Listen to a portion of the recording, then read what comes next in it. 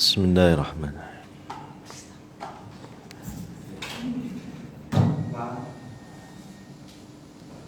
Assalamualaikum warahmatullahi wabarakatuh.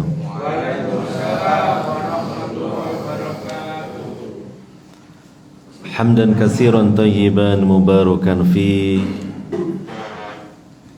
kama yuhibbu rabbuna wa yardah. Ashhadu an la ilaha illallah wahdahu la syarika lah wa ashhadu anna Muhammadan abduhu wa rasuluh sallallahu alaihi wa ala alihi wa ashabihi ajma'in wa man tabi'ahum bi ihsanin ila yaumiddin. Wa qad qala tabaraka wa ta'ala fi kitabihil karim: Ya ayyuhalladzina amanu ittaqullaha wal tanzur nafsum ma qaddamat lighad wattaqullaha innallaha khabirum bima ta'malun. Al-ayah, amma ba'd. Hadirin wal hadirat, para bapak, para ibu, saudara-saudari sekalian yang semoga senantiasa mendapatkan rahmat dan taufik dari Allah Subhanahu wa ta'ala. Alhamdulillah, pada kesempatan subuh di hari ini kita masih diberi oleh Allah Subhanahu wa ta'ala kesempatan, diberi oleh Allah Subhanahu wa ta'ala berbagai limpahan nikmat dan karunia-Nya, terutama yang paling agung, yang paling utama dari nikmat-nikmat yang Allah anugerahkan kepada kita adalah nikmat Islam dan iman dan istiqomahnya kita di dalam menjalankan ibadah kepada Allah Subhanahu wa ta'ala. Pada kesempatan subuh di hari ini juga kita bersyukur kepada Allah Subhanahu wa ta'ala, di mana Allah Subhanahu wa ta'ala telah memberikan kemauan dan kemampuan bagi kita untuk bangun di waktu subuh, bahkan sebelum subuh, dan kemudian kita bergegas untuk mendekatkan diri kepada Allah Subhanahu wa ta'ala dengan berdoa, dengan melaksanakan salat, baik salat yang fardu maupun yang sunnah. Kemudian juga kita berzikir kepada Allah Subhanahu wa ta'ala dan juga menghadiri majlis ilmu. Mudah-mudahan kita semua mendapatkan keberkahan dari Allah Subhanahu wa ta'ala dengan sebab kita bangun subuh melalui doa Nabi SAW. Karena dulu Nabi SAW pernah berdoa, dan doa itu akan Allah penuhi untuk hamba-hambanya dari umat Nabi SAW yang bangun subuh melaksanakan ibadah kepada Allah Subhanahu wa ta'ala. Nabi berdoa, Allahumma barik li ummati fi bukuriha. Ya Allah, berkahilah umatku yang bangun di waktu pagi. InsyaAllah kita semua yang bangun pagi, bangun sebelum sholat, sebelum azan subuh bahkan, dan kita juga melaksanakan aktivitas terbaik yaitu ibadah dan mendekatkan diri kepada Allah Subhanahu wa ta'ala, kita mendapatkan keberkahan dari Allah melalui doanya Nabi SAW. Dan juga siapa yang berangkat menuju masjid untuk melaksanakan sholat subuh secara berjamaah, dia telah menjadi pejuang subuh.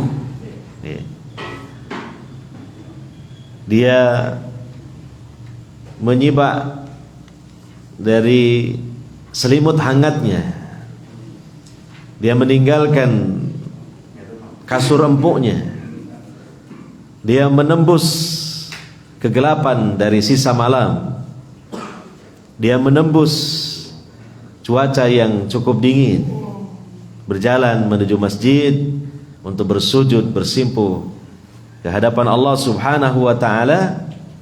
Maka semoga Allah Subhanahu wa taala kelak di akhirat memberikan kepadanya cahaya yang terang benderang.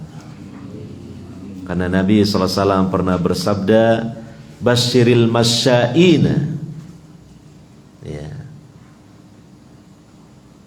Bin nurit tam yaumil qiyamah. Ya. Berilah kabar gembira bagi orang yang berjalan fi dulmah, ya, di waktu gelap, artinya dia menembus sisa malam menuju masjid dengan cahaya yang sempurna pada hari kiamat. Nah, semoga keutamaan-keutamaan itu kita raih dengan sebab kita melaksanakan hal tersebut dengan niat dan ikhlas karena Allah Subhanahu wa ta'ala. Hadirin wal hadirat, kaum muslimin, kaum muslimat rahimani wa rahimakumullah. Pada kesempatan di kajian kita di waktu subuh kali ini, kita akan menyampaikan sebuah nasihat dan juga kita akan menyampaikan suatu pengingat bagi kita semua, yaitu mengenai hendaknya kita bersiap-siap untuk menyambut dan menyongsong datangnya Ramadan pada tahun ini, yaitu pada tahun 1443 Hijriah. Dan kita sekarang semakin lama, ya, perjalanan hari semakin mendekati datangnya bulan suci Ramadan pada tahun ini. Kita sekarang berada di bulan Sya'ban dan sudah berada di pertengahan mungkin, ya, di bulan Sya'ban ini.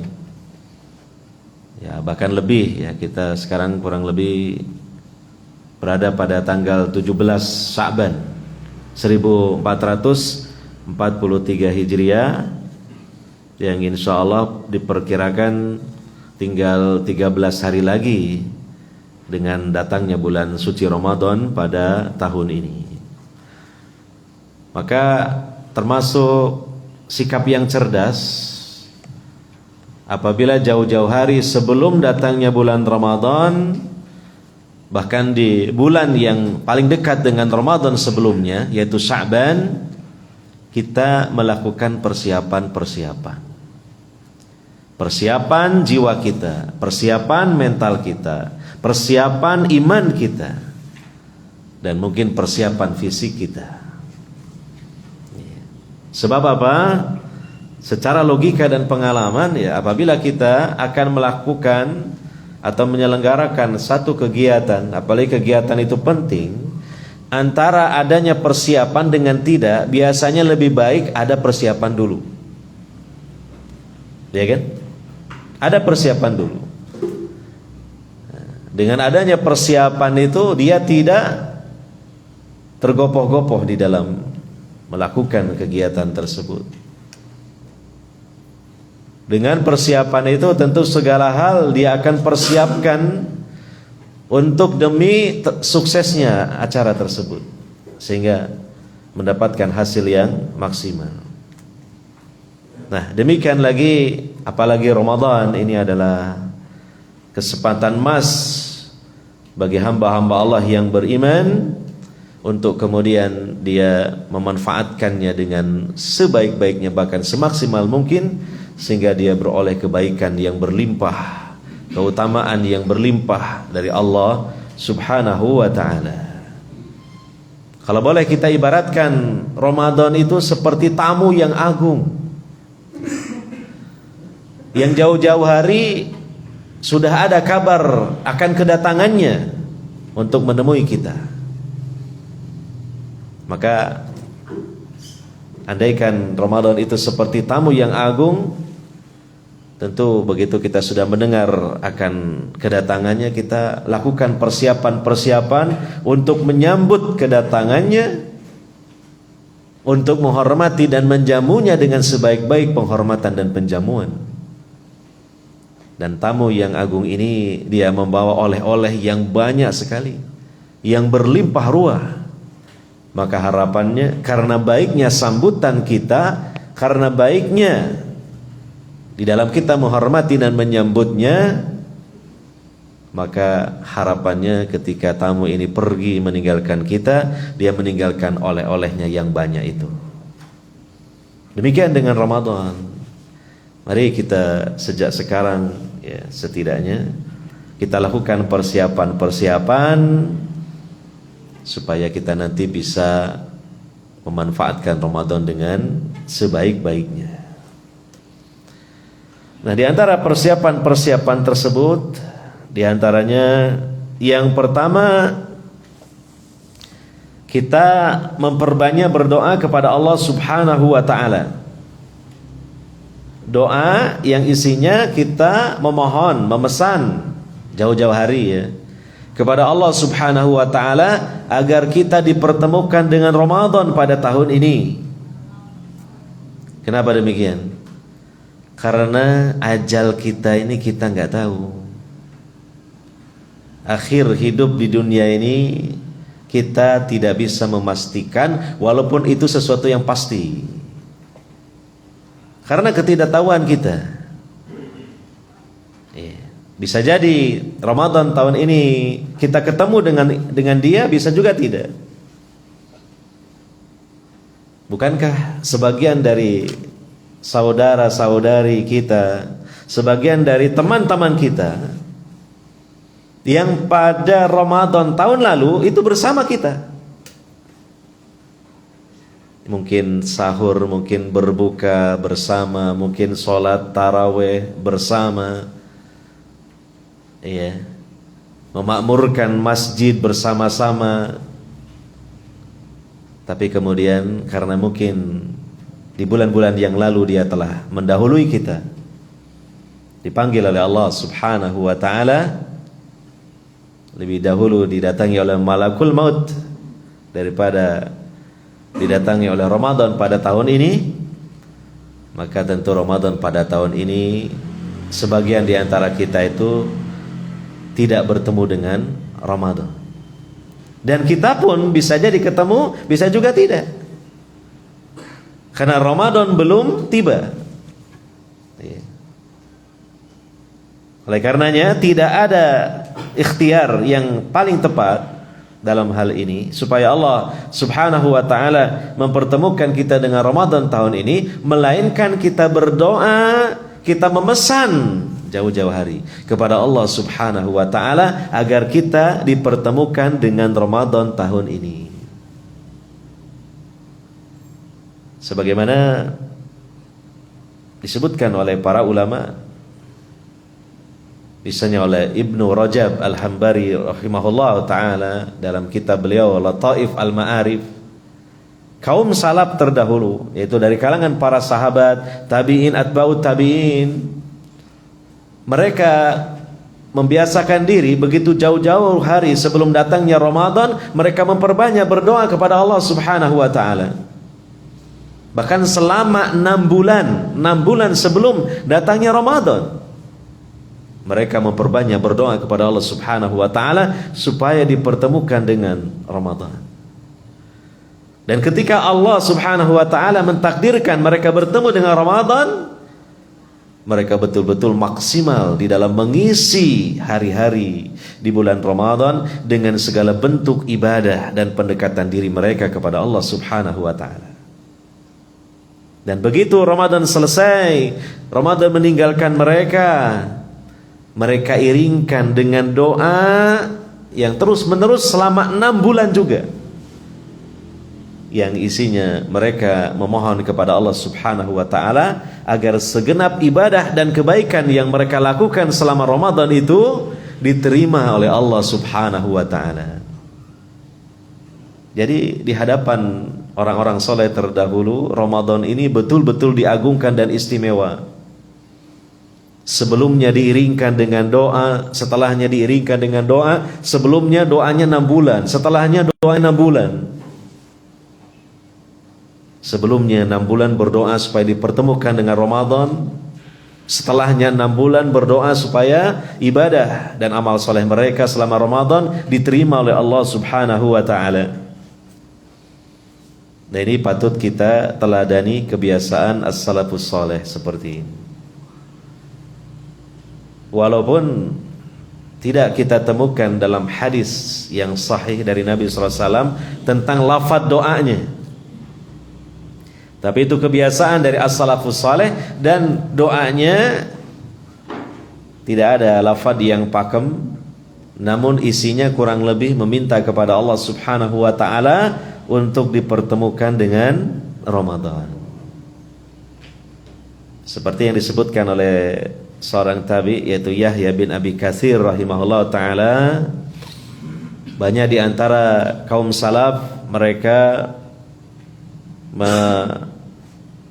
membaca doa, melantunkan doa kepada Allah Subhanahu wa ta'ala yang isinya Allahumma sallimna ila Ramadan wa sallim lana Ramadan wa tasallamhu minna mutaqabbala, yang artinya kurang lebih, ya Allah, sampaikan kami kepada Ramadan, sampaikan Ramadan kepada kami, dan terimalah segenap ibadah kami di bulan Ramadan itu. Nah, jadi ini termasuk persiapan kan dengan doa. Terutama kita sebelum datangnya Ramadan masih di bulan Sya'ban, seperti kita di hari ini ya, dan hari-hari setelahnya insya Allah sampai menjelang datangnya Ramadan, maka selipkanlah doa pada untaian doa-doa kita yang biasa kita panjatkan kepada Allah Subhanahu wa ta'ala agar kita dipertemukan dengan Ramadan tahun ini. Dan tentu kalau Allah kabulkan, pasti ya kita akan ketemu dengan Ramadan pada tahun ini. Kemudian hadirin wal hadirat yang dimuliakan oleh Allah Subhanahu wa ta'ala, yang kedua,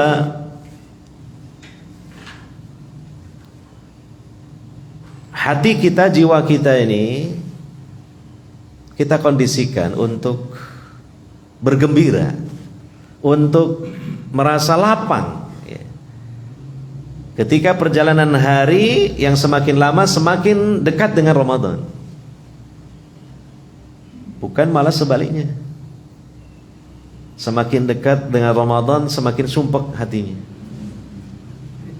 membayangkan beratnya melaksanakan ibadah-ibadah di bulan Ramadan, terutama di siang harinya melaksanakan puasa. Nah, ini patut kita mempertanyakan, setebal apa iman kita ini, gitu ya.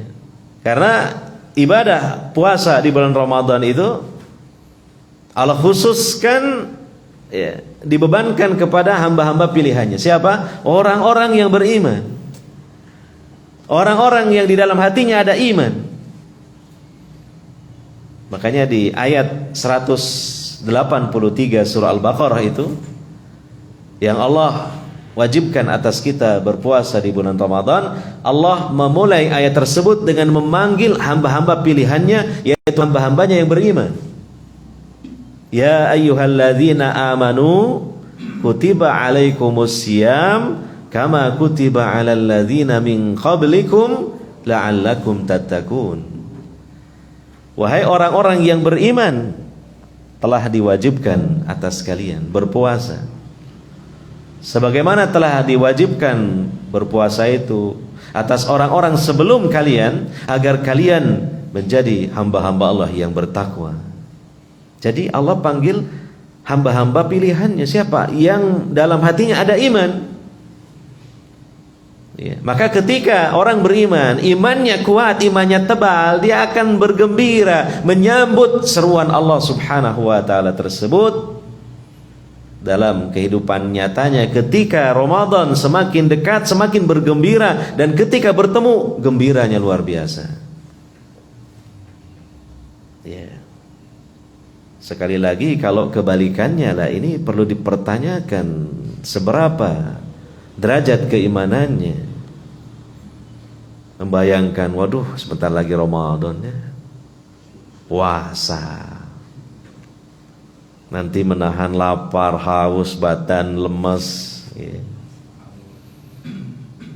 Sahur harus bangun sebelum datangnya waktu subuh, ya. Belum lagi nanti habis sholat isya ada taraweh, ya, gitu. Jadi dia membayangkan bahwa beberapa ibadah ya, dan pendekatan diri kepada Allah Subhanahu wa taala itu suatu beban yang dia merasa berat ketika membayangkannya saja. Nah, ini menunjukkan seberapa sih keimanannya kepada Allah Subhanahu wa taala.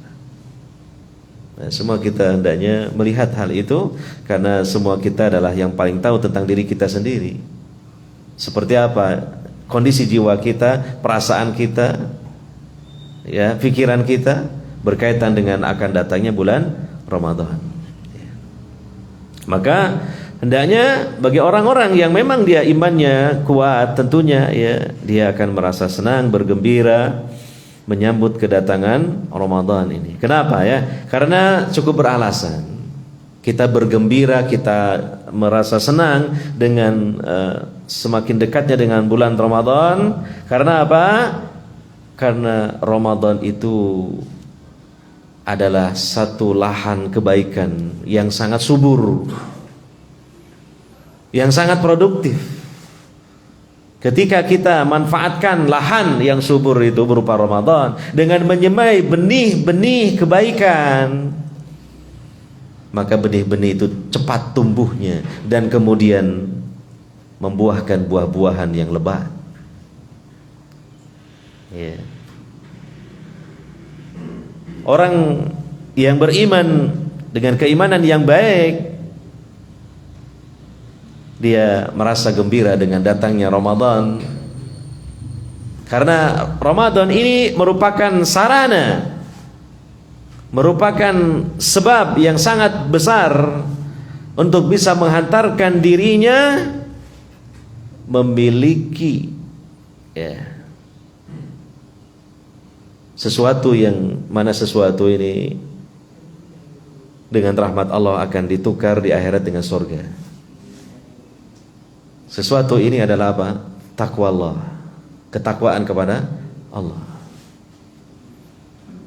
Karena Ramadan, terutama syariat puasa, itu tujuan utamanya adalah Allah Subhanahu wa taala mencetak diri-diri kita untuk menjadi hamba-hambanya yang muttaqi. Padahal Allah Subhanahu wa taala akan memberikan dan mewariskan surga itu di akhirat untuk orang-orang yang bertakwa. Dalam beberapa ayat di Al-Quran Allah menyebutkan hal itu. Misalnya dalam surah Ali Imran ayat 133, wasari'u ila magfiratin min rabbikum wa jannah arduha samawati wal ardu uiddat lil muttaqin. Dan bersegeralah kalian untuk meraih ampunan dari Rabb kalian dan sorga, yang mana sorga itu seluas langit dan bumi, hanya disediakan untuk hamba-hamba Allah yang bertakwa. Sementara Ramadan adalah semacam madrasah, sekolah, yang apabila kita daftarkan diri kita kepada Allah dan mengikuti pelajarannya, maka nanti kalau berhasil lulus, kita jadi alumnusnya dengan mendapatkan titel muttaqin, bertakwa, orang yang bertakwa. Nah, takwa itu nanti bermanfaat untuk kehidupan dunia terlebih di akhirat. Karena takwa itu nanti akan ditukar dengan surga atas rahmat Allah Subhanahu wa ta'ala. Bukankah kita sebagai hamba-hamba Allah yang beriman, cita-cita tertinggi kita masuk surga? Pasti.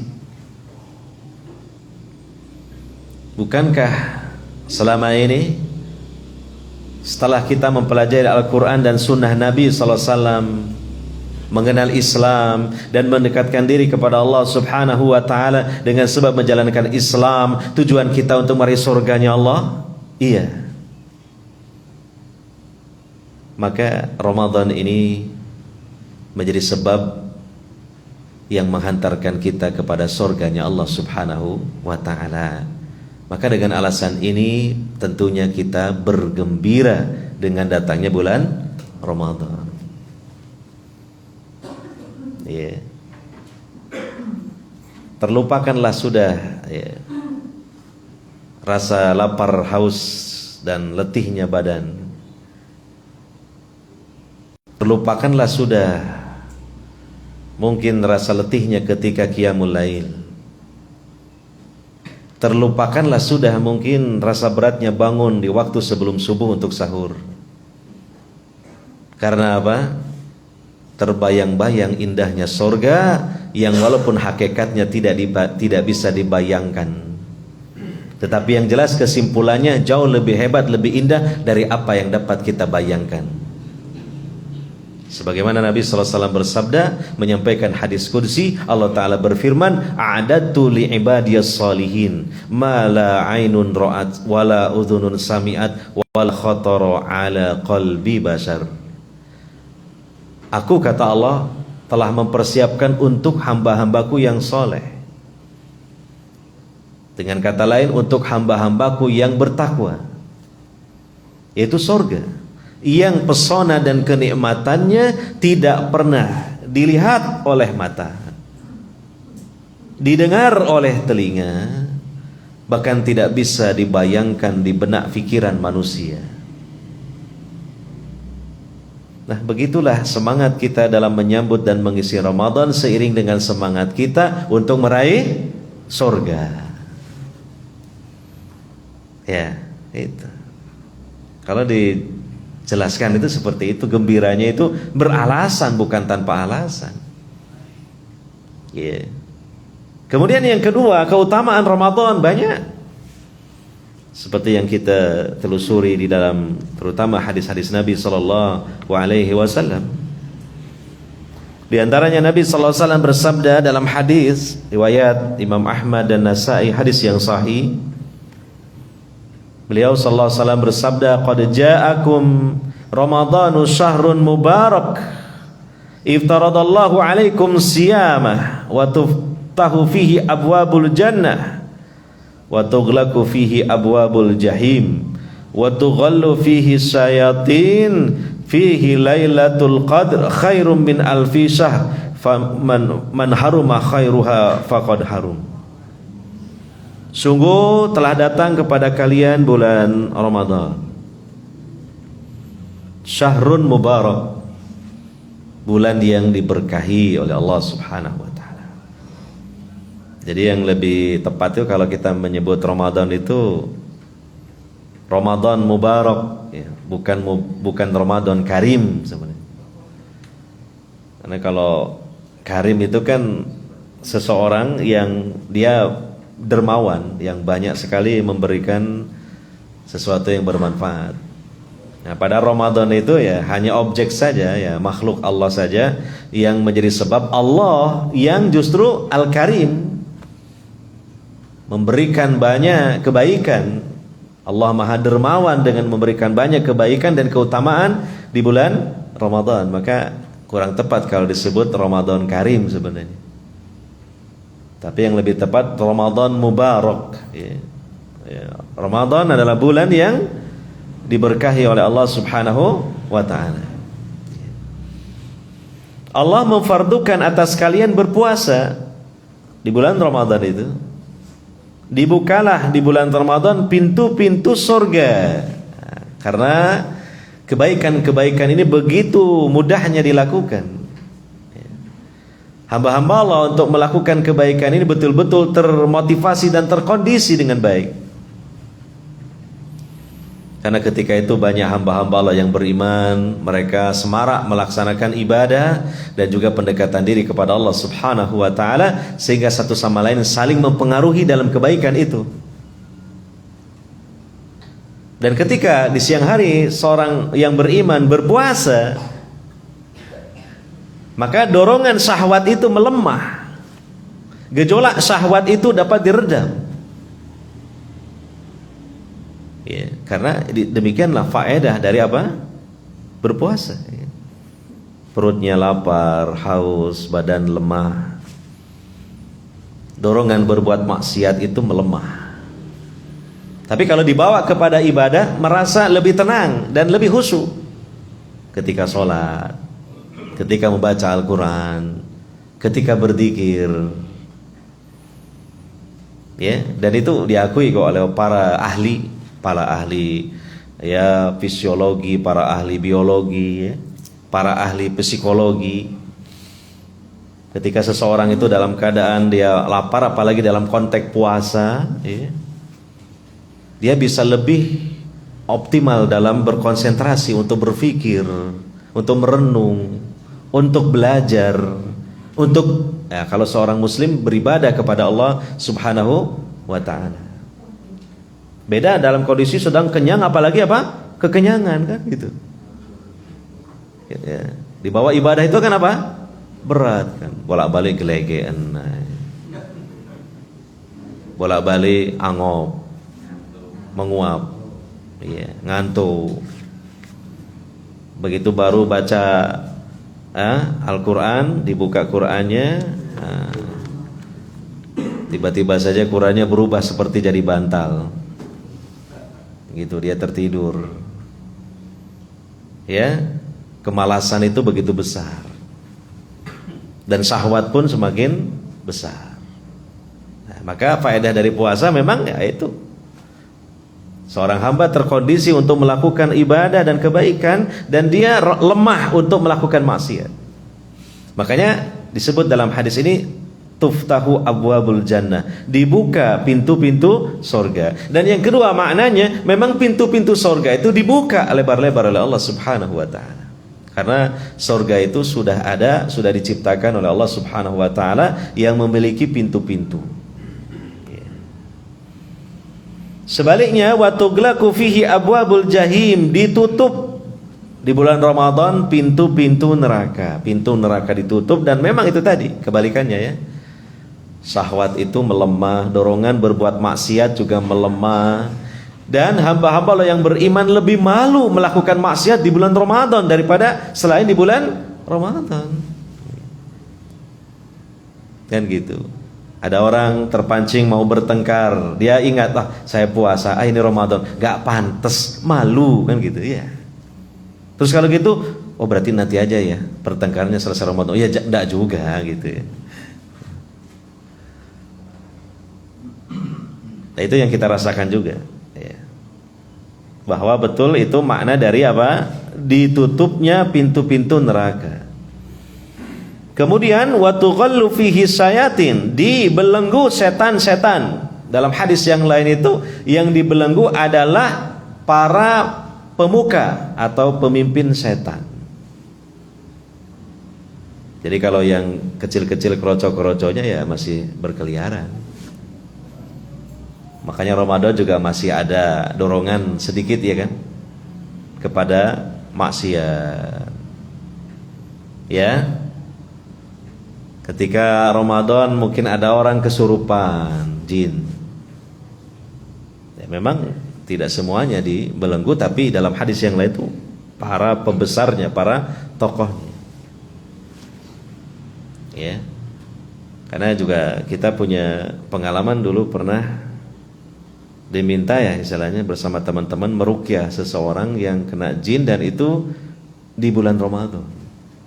Ya sempat kita bingung karena waktu itu kita memahami, bukankah Setan-setan di bulan Ramadan dibelenggu. Lah kok bisa ada orang kesurupan gitu.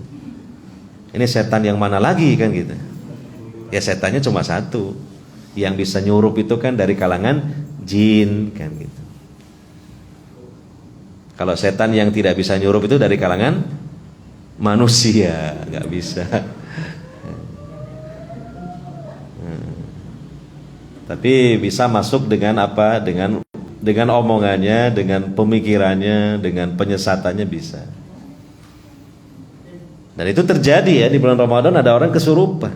Nah berarti memang ya, insya Allah maknanya yang benar adalah memang tidak semuanya dibelenggu, tapi yang besar-besar itu yang dibelenggu, yang kecil-kecil masih berkeliaran. Makanya kalau jenengan diminta ngeruqyah orang yang kesurupan di bulan Ramadan, ya berani aja lah. Karena apa? Setannya klasteri gitu.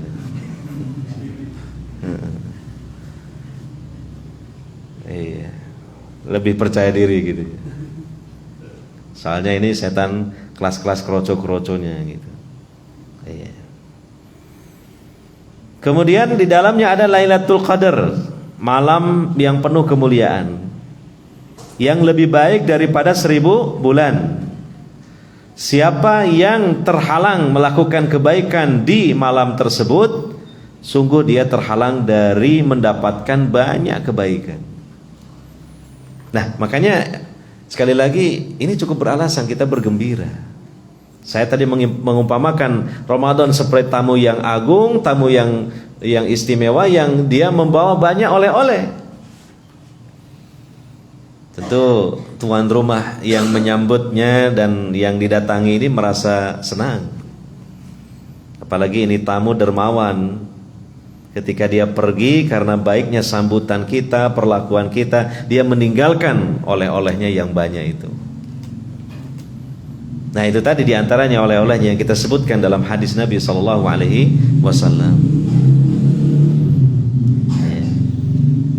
Jadi kita bergembira. Lagi pula kan kita ini sangat haus dengan ampunan Allah. Sekalipun kita berkorban dengan menahan haus dari minum. Karena di bulan Ramadan Allah curahkan ampunannya, asalkan kita melakukan sebab-sebabnya. Ya, memperbanyak istighfar, dengan kita berpuasa sebaik-baiknya, kata Nabi SAW, akan diampuni dosa-dosa yang telah lalu. Ya. Dan kita juga ingin apa? Iman kita ini meningkat, ketakwaan kita meningkat. Maka dari 12 bulan yang ada ini, yang sangat tepat untuk melakukan peningkatan iman, peningkatkan ketakwaan adalah di satu bulan tersebut, yaitu bulan Ramadan. Boleh kita sebut kita ini, iman kita, ketakwaan kita ini dicas supaya memiliki energi yang kuat, sehingga nanti bisa berpengaruh kepada 11 bulan yang lainnya.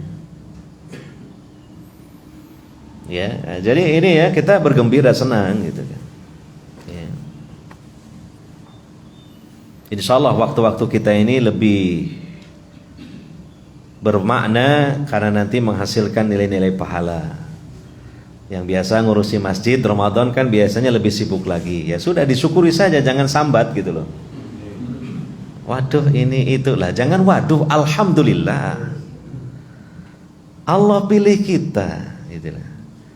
Sebagai orang-orang yang Allah tempatkan pada titik-titik kebaikan, sehingga kita mendapatkan banyak kebaikan. Jadi ingat-ingat betul ya ini, terutama bagi para pemakmur masjid ini, ya kan? Jadi harus ekstra ya perhatiannya, waktunya, tenaganya, pikirannya, kadang-kala mungkin sebagian dari hartanya. Sudah, itu perjuangan untuk apa? Meraih pahala Allah, meraih surganya Allah Subhanahu wa ta'ala. Karena surga itu tidak gratis.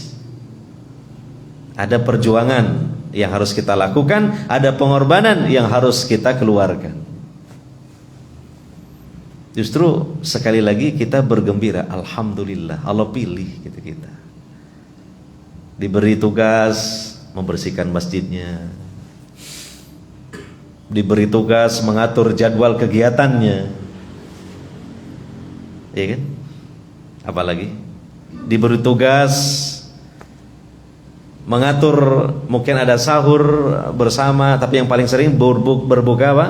Bersama. Di situ tentu ada kerepotan untuk membersihkan masjid habis dipakai untuk berbuka bersama. Mungkin juga ada ya piring-piring, gelas yang habis dipakai itu kotor, kita mencucinya. Sudah, niatkan saja karena Allah Subhanahu wa taala. Dalam rangka ta'awun 'alal birri wat taqwa, bekerja sama dalam perbuatan yang baik dan ketakwaan, kita juga dapat pahala dan insyaallah bahkan pahala yang sama. Ya. Jadi ingat-ingat betul itu di situ. Jangan cuma dilihat secara zahir saja. Waduh capek, waduh repot, waduh kok saya sih yang harus bersihkan. Nah, kalau kita hanya melihat zahirnya saja, ya kita akhirnya berkeluh kesah dan berasa berat. Tapi kalau kita lihat dari sisi ya, hakikatnya di balik itu, nah, kita ini sedang beribadah kepada Allah Subhanahu wa taala. Kita ini sedang betul-betul memanen pahala dari Allah Subhanahu wa taala. Nah, begitu. Ya, bisa dipahami ini. Nah, ini. Semuanya lah yang terlibat dalam kegiatan-kegiatan ibadah dan pendekatan diri kepada Allah Subhanahu wa taala, terutama di masjid ya. Ini kita hendaknya memiliki keyakinan seperti itu sehingga menjadi ringan, bahkan senang, ikhlas, lapang jiwanya dan semangat. Gitu. Ya. Kemudian bekal yang berikutnya adalah dalam menyambut Ramadan, yang ini adalah yang terpenting, bekal ilmu. Persiapkan ilmunya. Karena syarat diterimanya amal itu kan ada dua. Pertama ikhlas, kedua ilmu. Artinya sesuai dengan tuntunan Nabi sallallahu alaihi wasallam. Nah, ikhlas dan sesuai dengan tuntunan Nabi sallallahu alaihi wasallam itu tentu adalah dengan sebab kita memiliki ilmunya. Ilmu tentang ikhlas, ilmu tentang ittiba, mengikuti tuntunan Nabi sallallahu alaihi wasallam, terkhusus berkaitan dengan ibadah-ibadah dan pendekatan diri kepada Allah di bulan Ramadan. Ya, mari kita evaluasi kembali catatan-catatannya, dibuka lagi, sinau lagi. Buku-buku yang kita koleksi dengan bertemakan Ramadan dibuka-buka lagi. Dan insya Allah biasanya di bulan Ramadan banyak sekali kajian-kajian. Itu kebanyakan temanya itu mengusung tema tentang Ramadan gitu. Termasuk sudah nanti mendekati sepertiga yang terakhir, biasanya dibahas tentang i'tikaf, fikih i'tikaf. Kemudian fikih zakat, fikih berhari raya Idul Fitri. Nah, itu kita ikuti. Itu penting. Sebab apa? Dalam rangka untuk meningkatkan kualitas dari ibadah kita, supaya lebih sempurna dalam memenuhi syarat diterima amal, yaitu ikhlas dan ittiba'nya. Dan di samping itu supaya kita lebih berhati-hati dan mewaspadakan diri untuk menghindari perkara-perkara yang bisa mengurangi bahkan merusak pahala kita. Itu akan kita mendapatkan peringatan, nasihat dengan kita belajar, dengan kita hadir di majelis ilmu. Ya. Makanya insya Allah rata-rata di masjid-masjid yang ada ini di bulan Ramadan pengajian tidak libur, bahkan semakin disemarakkan, ditambah lagi. Gitu. Nah, ini bekal ilmu ya, penting sekali. Kemudian yang keempat ya, karena kita ini di bulan Sya'ban sekarang ini tentunya adalah belum Ramadan ya, kita disunahkan memperbanyak puasa di bulan Sya'ban itu sebenarnya. Ya, yang biasa puasa rutin Senin Kemis atau 3 hari di pertengahan bulan Qamariyah yang disebut dengan Siyam Ayyamil Bid, ya. Atau juga ditambah puasa-puasa sunnah mutlak yang lain, silahkan. Karena di dalam hadis riwayat Imam An-Nasa'i dan yang lainnya, sahabat Usamah bin Zaid radhiyallahu anhu pernah bertanya kepada Nabi sallallahu alaihi wasallam, yang maknanya adalah, wahai Nabi, saya melihat engkau begitu banyak melaksanakan puasa di bulan Sya'ban ini, melebihi daripada bulan-bulan yang lain, tentunya selain Ramadan, ya. Maka Nabi sallallahu alaihi wasallam menjelaskan, dia adalah bulan yang banyak dilupakan oleh manusia, ya. Bulan Sya'ban ini bulan yang terletak di antara bulan Rajab dan Ramadan, diapit antara bulan Rajab dan Ramadan. Di bulan Sya'ban ini amalan hamba-hamba Allah diangkat kepada Allah Rabbul Alamin. Kalau orang kita menyebutnya disetorkan gitu, ya. Jadi amal-amal hamba diangkat kepada Allah Rabbul Alamin, amal yang baik ataupun amal yang tidak baik. Seperti jenengan sekarang ikut pengajian, ya, ini amal seperti ini amal baik, diangkat kepada Allah Rabbul Alamin. Makanya kalau bisa kita upayakan sebaik-baiknya ngaji, misalnya ya ikhlas, pas ngaji jangan tidur. Wah, ini yang mau tidur gak jadi berangkat tidur. Iya. Karena apa? Sedang apa nanti diangkat kepada Allah Rabbul Alamin. Si fulan ngaji tapi sambil tidur, gitu. Si fulan ngaji tapi sambil ngiler. Si fulan ngaji tapi dia ngobrol dengan temannya. Waduh, bukan kesindir. Ini langsung nyebut, bukan kesindir, bukan nyindir lagi. Iya, di bulan Sya'ban kan diangkat, kata Nabi SAW, kepada Allah Rabbul Alamin. Nah, kata Nabi SAW, saya suka, saya cinta ketika amalku diangkat kepada Allah Rabbul Alamin, saya dalam keadaan sedang berpuasa. Maka silakanlah diperbanyak puasa sunnah, ya, kalau memang memungkinkan, ya, karena tidak ada sesuatu yang memberatkan, misalnya kerja berat, itu mungkin kadang ya diatur-atur lah, tidak bisa terlalu banyak puasa tentunya, ya, gitu. Dan juga nanti menjelang akhir Sya'ban ada larangan dari Nabi SAW untuk berpuasa 2 hari atau sehari sebelum Ramadan, kecuali bagi yang biasa. Misal Ramadannya jatuh hari Selasa, sehari sebelumnya hari Senin, dia karena biasa puasa Senin, ya silakan puasa, karena memang sudah menjadi kebiasaannya. Tapi kalau yang tidak rutin, ya jangan, tidak puasa dulu karena besoknya sudah Ramadan, supaya tidak bercampur antara puasa sunnah Sya'ban atau puasa di bulan Sya'ban dengan puasa Ramadan. Dan juga bagi yang masih punya utang puasa Ramadan tahun lalu, segera dilunasi. Ya, segera dilunasi. Nah, di antaranya ibu-ibu gitu, ya. Karena Ramadan tahun yang lalu kan ya biasa ada halangan, dan ya punya utang puasa tapi belum dilunasi, segera dilunasi. Kebiasaan dari Aisyah radhiyallahu anha itu beliau mengqadha puasa Ramadan di bulan Sya'ban karena beliau memang sibuk melayani Nabi sallallahu alaihi wasallam, tetapi beliau menjadikan Sya'ban sebagai akhir dari beliau menyelesaikan utang-utang puasa Ramadannya. Memang dalam masalah mengqadha Ramadan ini ada ya kurang lebih 2 pendapat di kalangan para ulama. Pertama adalah yang terakhirnya untuk membayar melunasi utang puasa Ramadan bulan Sya'ban sebelum datangnya Ramadan berikutnya. Ya diantaranya mengambil dalil dari kebiasaan Aisyah tadi.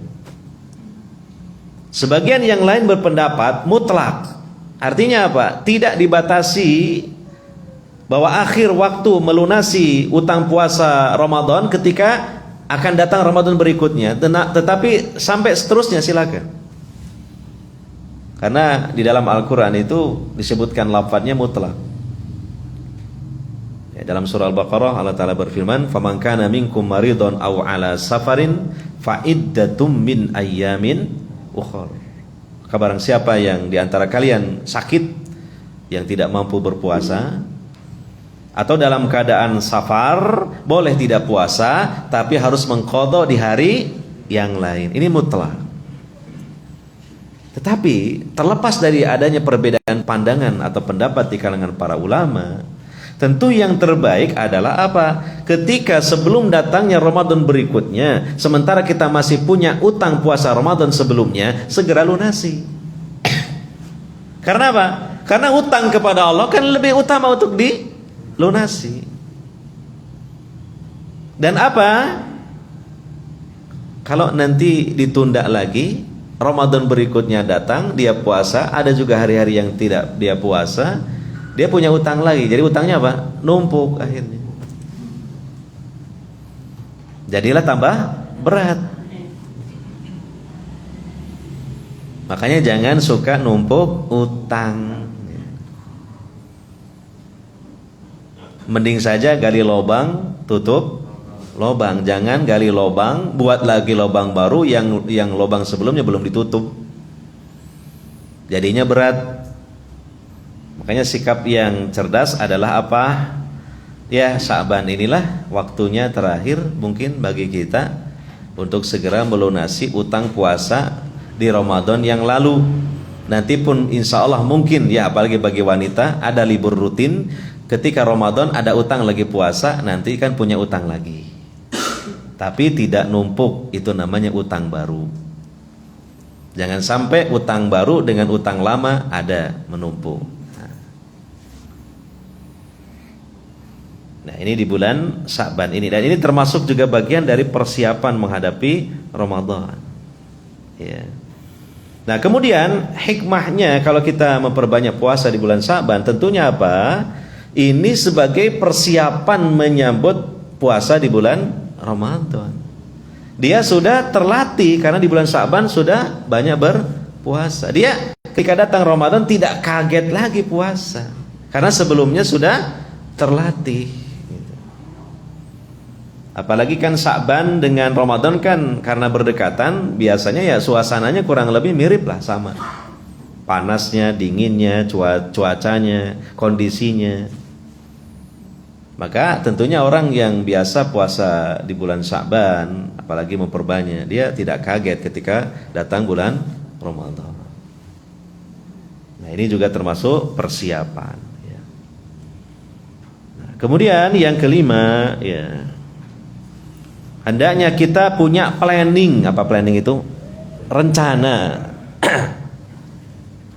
Rencana yang baik, bahwa ketika memang ya, insya Allah Allah Ta'ala memang kalau mempertemukan kita dengan Ramadan, maka kita punya planning, punya rencana untuk berusaha mengisi Ramadan dengan maksimal. Diupayakan begitu. Mungkin Ramadan tahun lalu baca Quran nggak sampai khatam, lah Ramadan tahun ini kalau bisa khatam, kan gitu ya. Kemudian puasa juga begitu. Tahun lalu ini kok puasanya kok banyak buang-buang waktu ya di siang hari, banyak tidurnya gitu kan. Nah, Ramadan tahun ini jangan seperti itu. Tidur secukupnya sajalah, sedikit bahkan ya kalau bisa. Yang penting kan tidur itu sebenarnya menurut para ahli bukan banyaknya, bukan lamanya, tapi kualitasnya, berkualitas. Tidur misalnya ya katakan di siang hari 2 jam tapi kurang berkualitas. Lebih baik 1 jam tapi berkualitas. Ini saran dari para ahli ya. Makanya para ulama itu dan para ahli ibadah dari dulu sampai sekarang Mereka rata-rata tidurnya sedikit tapi ya sehat badannya, segar juga pikirannya. Kenapa? Karena tidur mereka itu berkualitas. Tidurnya tidak lama tapi sek gitu loh. Itu menunjukkan mereka bisa mengkondisikan pikiran mereka. Gitu. Kadang-kala kan ya panjang tidurnya tapi tidak berkualitas, mau tidur juga susah, begitu tidur sebentar sudah bangun-bangun karena terlalu banyak mikir-mikirnya. Mikir ini, mikir itu, urusan-urusan duniawi. Iya. Nah, jadi punya planning seperti itu, dan alangkah baiknya kita punya prinsip bahwa Ramadan tahun ini boleh jadi yang terakhir bagi kita.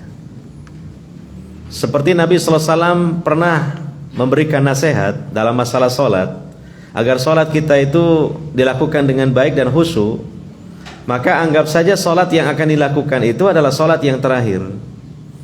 Nabi bersabda dalam hadis riwayat Imam Ahmad, "Idza kumta fi salatika fasalli salata muwaddi'." Apabila engkau akan melaksanakan salat, anggap saja salat yang akan dilaksanakan itu yang terakhir kalinya. Seperti tadi ya, salat subuh, coba. Saking mungkin tadi kita nggak ingat kalau ada nasihat seperti itu. Mau salat, wah jangan-jangan salat subuh ini terakhir bagi saya.